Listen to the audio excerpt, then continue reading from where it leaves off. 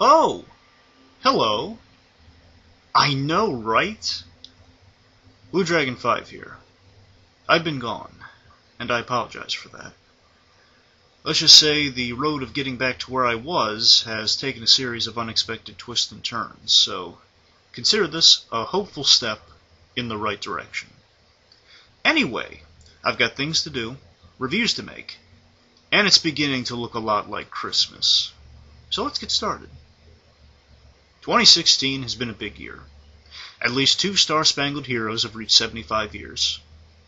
Spider-Man finally got a piece of the MCU. And Finding Dory was very well received. But the crowning achievement was a little film called Deadpool that cinematically introduced the Merc with a mouth properly. And 25 years after his first appearance, no less. Now, before we talk about the movie, and do this right, we have to go back a little. Say, 1991. At this time, writer Fabian Nicieza and artist Rob Liefeld are paired together on New Mutants. For issue 98, they needed someone to go toe-to-toe with Cable. At the time, Liefeld was a big Teen Titans fan, especially of their villain, Deathstroke. Partly inspired by that, Liefeld crafts a design with his own stamp on it, and with a lot of pouches.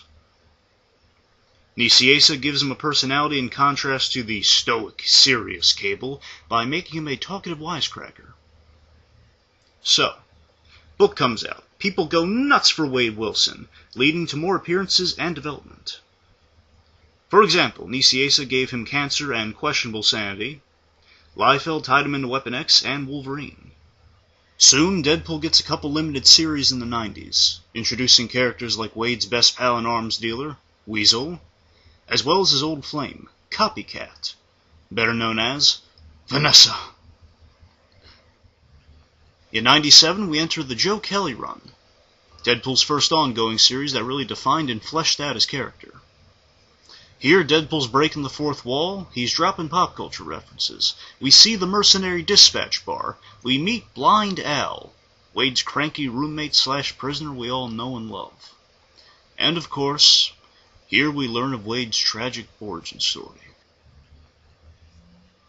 To cure his cancer, Wade turns to Weapon X, where Dr. Killebrew and Ajax, aka Francis, brutally torture and experiment on him, which leaves him a little crazy, but gives him a healing factor, with a disfiguring side effect. One flirtatious relationship with death and a violent escape later, Wade Wilson takes on his betting pool-inspired nickname and takes the mercenary world by storm as Deadpool. As the years go on, Deadpool changes creative hands. We go from Joe Kelly to the Christopher Priest run. A lot of wacky fun stuff there, especially with his Guardians. Then it goes to Jimmy Palmiotti, which notably pits Deadpool against the Punisher for the first time. After that it goes to Frank Thierry, who parodies the death and return of Superman with Funeral for a Freak, which is about the death and return of Deadpool. Soon after that we have the Gail Simone run, which is Deadpool at his most successful with Deadpool Inc. Here, Taskmaster becomes a reoccurring character, joining new characters like Sandy Brandenburg, Outlaw, and Agent X, who takes over the book when Deadpool is missing in action. Following Agent X, famously, is the buddy action series, Cable and Deadpool, which heavily shapes their dynamic going forward.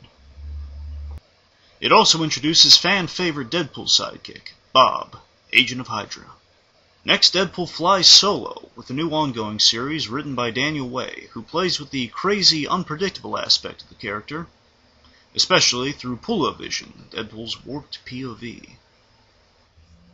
Most recently, after the Marvel Now rebranding, writers like Jerry Dugan and Brian Posehn have taken the reins and taken Deadpool to all sorts of crazy places, directions such as undead presidents, fatherhood, marriage, and more. But without going into Victor Gischler's Deadpool core stuff or Cullen Bunn's existential Deadpool Kill series, I think that's the gist of the comics history before we start to need a Doc Brown chalkboard here, so let's get back to the big screen. Believe it or not, there's been talk of a Deadpool movie since Blade Trinity. That's right, 11 years. Let that sink in for a sec. You see, Ryan Reynolds was told to play his Hannibal King character like Deadpool. He was given a few comics, flipped through Cable and Deadpool, saw this, and has been in love ever since. Eventually, Fox finds room for Deadpool in 2009's X-Men Origins Wolverine. Things do not go well. You see, the first act, specifically the first 20 minutes, everything's fine. Reynolds is starting to bring Wade Wilson to life, and it's cool. It's really cool. But then we get to the third act, and he returns as a pool of powers with Baraka blades. Am I forgetting anything? Oh yes, his mouth was sewn shut.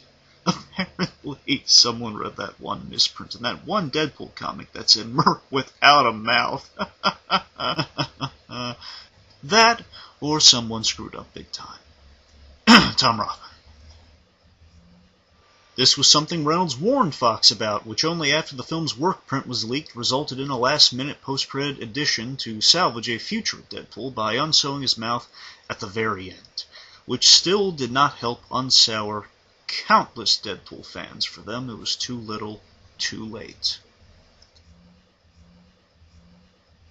This begins Ryan Reynolds' campaign to get a proper Deadpool film made. The first step? A script by Zombieland writers Rhett Reese and Paul Wernick. Along with Reynolds, the three wrote a top-notch R-rated first draft, and all the revisions PG-13 and R alike over the long development period that followed. At some point, that first R-rated draft was leaked online, and impressed many fans, but importantly, it moved things forward. In response to this, Fox allowed them to put together some test footage and look into possible directors. For the longest time, Robert Rodriguez was in talks to direct, but after that fell through, the job eventually went to effects man and Blur Studios co-founder, Tim Miller, who put together test footage using Blur's CG animation and motion capture they've become known for to make it happen. However, even after seeing the test footage, Fox, mainly Rothman, still aren't sold on it. So the project gathers dust, mostly over getting the R rating. Meanwhile, Reynolds is offered Green Lantern. He tries to use this to push the Deadpool movie into production. But unfortunately, the gambit fails to make Fox blink, resulting in the wrong kind of green light. So after a rough, less-than-fulfilling experience on the rushed Green Lantern film, Reynolds awaits that approved R rating for a few more years, until that one day, when some unsung hero leaks the test footage around the time of the San Diego Comic-Con 2014. This leads to an overwhelmingly positive response that in a matter of hours pressures Fox into okaying the film. They even okayed the R rating, in exchange for a lower budget, which led to some more economic changes to the script, such as losing Weapon X villains that include the likes of Wire, Garrison Kane, and Sluggo. I mean, after all, Garrison Kane's cybernetics don't come cheap. The other notable change was to the third act. In place of a large-scale gun battle with lots of ammunition, Deadpool hilariously forgets his duffel bag full of guns, leaving him armed with only 2 katanas and maximum effort. Something the limited budget promoted was the ingenious marketing campaign that attracted the film a large audience. A long, diverse campaign that proved very unique, from the R-rating announcement to the 12 Days of Deadpool to the talk shows, the interviews, the clever posters, all the way to the ads and PSAs you'd have to see to believe. All of this builds to February 12th, 2016. 25 years after his creation, Deadpool the motion picture comes out in theaters and receives great praise and positive reviews, not to mention makes a lot of money in the box office for an R-rated $58 million gamble, which to the layman means Fox liked it very much, and Deadpool fans loved it and were very grateful. So as far as the film's history goes, all caught up. And now, on to the review. A key element to Deadpool's success is subverting and having fun with the superhero cliches and conventions we know, love, and sometimes dread. Deadpool's plot is a prime example of this. The film's an origin story with a unique structure to it that goes against most origin movie formulas. Instead of building anticipation, we get Deadpool in costume right away. Even better, Deadpool's action-packed antics in the beginning directly relate to the origin we see play out in flashback.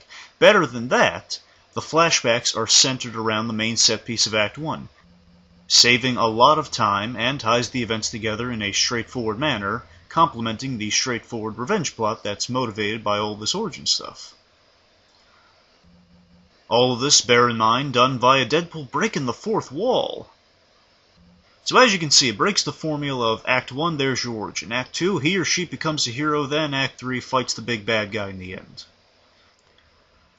Now, as cool as this structure is, it's not what makes or breaks the film. That's the title character. Ryan Reynolds gives the performance he's been waiting 10 to 11 years to give right. He was born to be Deadpool and cares very much about the character. Not only is he funny and witty with Deadpool's endless dialogue, but he makes you care about Wade Wilson under the mask. And underneath the other mask, too. And as much as we enjoy his enthusiasm on the job, knack for cursing up a storm, or his great talent for violence, the film also showcases Deadpool's endearing side through his relationship with Vanessa, played by the lovely Morena Baccarin. This romance is another aspect that really makes the film.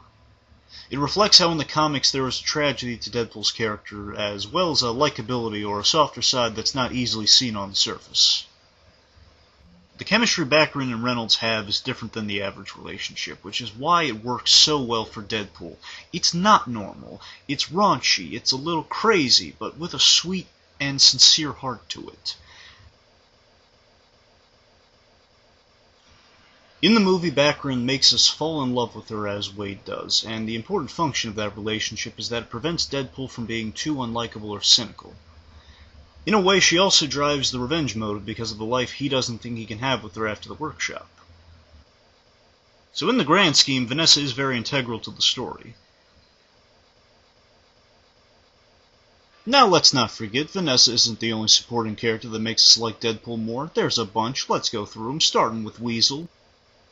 T.J. Miller really captures Weasel's loyal friendship with Wade very well, and the way he plays it adds more comedy to their back and forth, especially when it comes to discussing Wade's appearance. With Leslie Uggams as Blind Owl, she really brings that dynamic with Deadpool right off the page, because she can dish out whatever he throws at her, but at the same time, in a sweet way, lends a sympathetic ear to his problems. In the case of Dupinder, he adapts the tradition in the Deadpool comics of Deadpool having random interactions that turn into fun, reoccurring characters.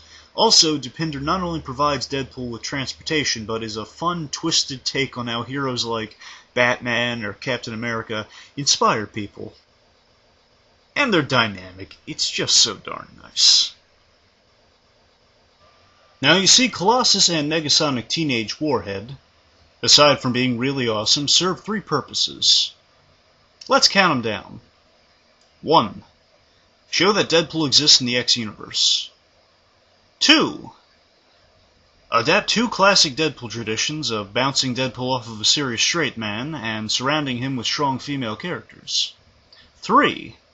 Foreshadows the dynamic Deadpool will have with Cable and Domino in future films. Now, when you have an anti-hero as your lead, that means your villains have to be really evil a-holes. Ajax and Angel Dust fit the mold there. While Ed Skrein doesn't play Francis as over-the-top as he is in the comic, he's just as cruel and touchy about the name. He's sort of what if Wade didn't have a sense of humor and after all his trauma became unfeeling and sadistic as a result. Now it should be noted that usually Dr. Kilber runs the workshop, but to simplify the revenge plot, they cut him out so Deadpool could focus his revenge purely on Francis. Our other villain, Angel Dust, is a combination of the Weapon X bad guys, serving as muscle for Colossus to go up against, basically. And despite not being as visually diverse as those three individuals, she fills the role well and plays into the strong female characters idea. Transitioning from Angel Dust to Angel in the Morning for a moment, the music in Deadpool is so befitting of character and derived from pop culture with the song choices. Also, Tom Holkenborg or Junkie XL did a great score that really complemented the songs that enhanced the movie and made the scenes really pop.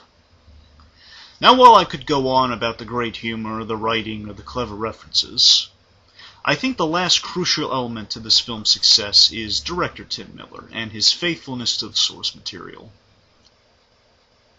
Don't let the lack of Extra Mutants fool you. Miller is a huge X fan and knows what it means as a fan to see things adapted right. And he fearlessly showed his commitment to Deadpool by not holding back when bringing him to the big screen. The end result is about 85 to 90% faithful to the comic, and anything altered was to better the story or reworked in some way. I mean, we still get deep-cut characters like Worm Cunningham, and even found some way to sneak in Bob, Agent of Hydra. You really can't ask for more than that. All of this possible because he collaborated with Ryan Reynolds and the writers, and much like the fans, no matter how long it took or hard it got, they didn't give up on the merc with a mouth. Now, as far as my favorite moment from this film goes, as much as I love the Search for Francis montage, set to Team Headkick's amazing Deadpool rap, including my favorite joke, the Zamboni death, by the way, the moment that gets to the heart of why I love this film is the look Ryan Reynolds gives when Wade looks upon Vanessa, unable to reach out to her, but communicates with a look how much he longs to be with her again. That undeniably shows Ryan Reynolds not only can play Deadpool in an entertaining way, but that he understands him on that deeper level. That just shows he is Deadpool. That really gets me every time I watch this film, it really does. As a Deadpool fan ever since I saw Hulk vs. Wolverine, and as someone who's followed this film for 7 years after Origins came out, I tell you, it was worth the wait, and everything I ever could have hoped for. I read that R-rated first draft years ago, and knew if that film was made per that first draft, it would be a game changer. The sweet smell of vindication.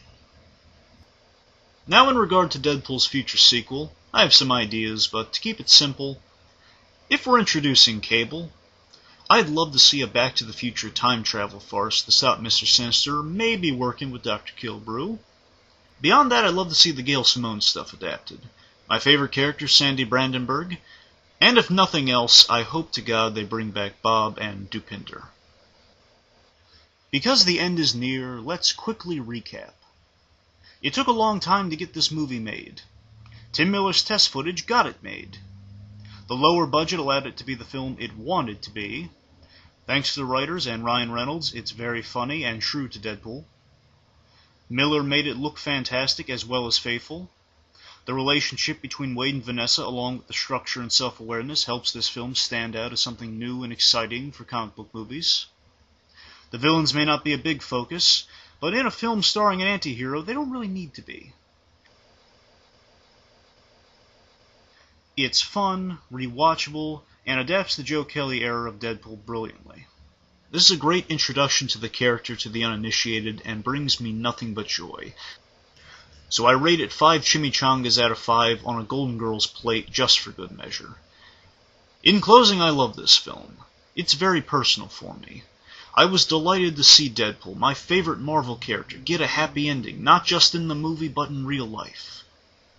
I feel pride for this film, and as much as I love Captain America Civil War, this is my favorite film of 2016, and it's the perfect way to celebrate 25 years of Deadpool. From the bottom of my heart, thank you Fabian Nicieza and Rob Liefeld for creating Deadpool, and thanks to everyone on the page or on the big screen who kept him going all these years.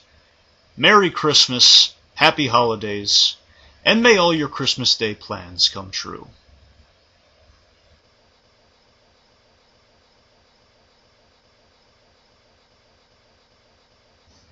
You're still here. It's over. Go home.